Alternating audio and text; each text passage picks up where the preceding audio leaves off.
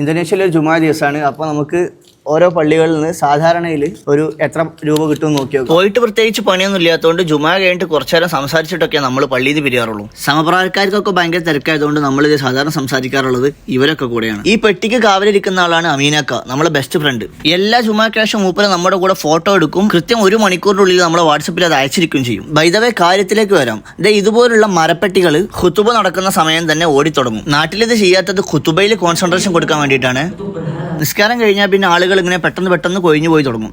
അപ്പോഴാണ് നമ്മളെ കലാപരിപാടി ആരംഭിക്കുക. ഈ പള്ളിയിൽ കിട്ടുന്ന എമൗണ്ട് കേട്ടാൽ നിങ്ങൾ നെട്ടിപ്പോകും. ഇത് ഇവിടുത്തെ മാത്രം കേസല്ല, എല്ലാ ഇന്തോനേഷ്യയിലെ ഗ്രാമങ്ങളിലുള്ള പള്ളികളിലും ഓൾമോസ്റ്റ് ഈ എമൗണ്ട് ആണ് കിട്ടാറുള്ളത്. സുകാർണയുടെ കാലത്തുള്ള 2000 നോട്ട് മുതൽ ഏറ്റവും പുതിയ 1,00,000 നോട്ട് വരെ നമുക്ക് കിട്ടിയിട്ടുണ്ട്. എണ്ണി തുടങ്ങിയപ്പോൾ ആദ്യം കിട്ടിയ 2000 കുറച്ച് നോട്ടുകളായിട്ട് ഈ കാക്ക പോയി കളഞ്ഞു. സംഗതി എന്താണെന്ന് എനിക്ക് കത്തിയില്ല, ഞാൻ പിന്നെ ചോദിക്കാനും പോയില്ല. നോട്ടുകൾ ഇങ്ങനെ എണ്ണി തിട്ടപ്പെടുത്തിക്കൊണ്ടിരിക്കുകയാണ് നമ്മൾ. അതിന്റെ ഇടക്കാണ് നമ്മളെ പള്ളിയിലെ കാരിസ്ഥന്റെ ഡയലോഗ്.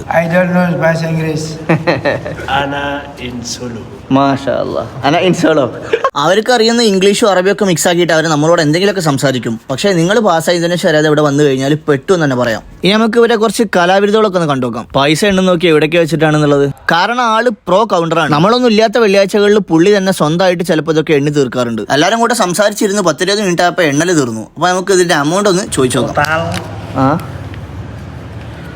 2 juta 250 ഏകദേശം ഒരു 10-13,000 രൂപ വരും. ഓക്കെ, നമ്മളെ കാര്യസ്ഥം പറയുന്നത് നിങ്ങളുടെ നാട്ടിലെല്ലാവരും ഇന്തോനേഷ്യനെ കുറിച്ച് അറിയട്ടെ എന്നാണ്. അപ്പോൾ ഇന്തോനേഷ്യയിലെ കൂടുതൽ കാഴ്ചകൾക്ക് പ്ലീസ് ഫോളോ.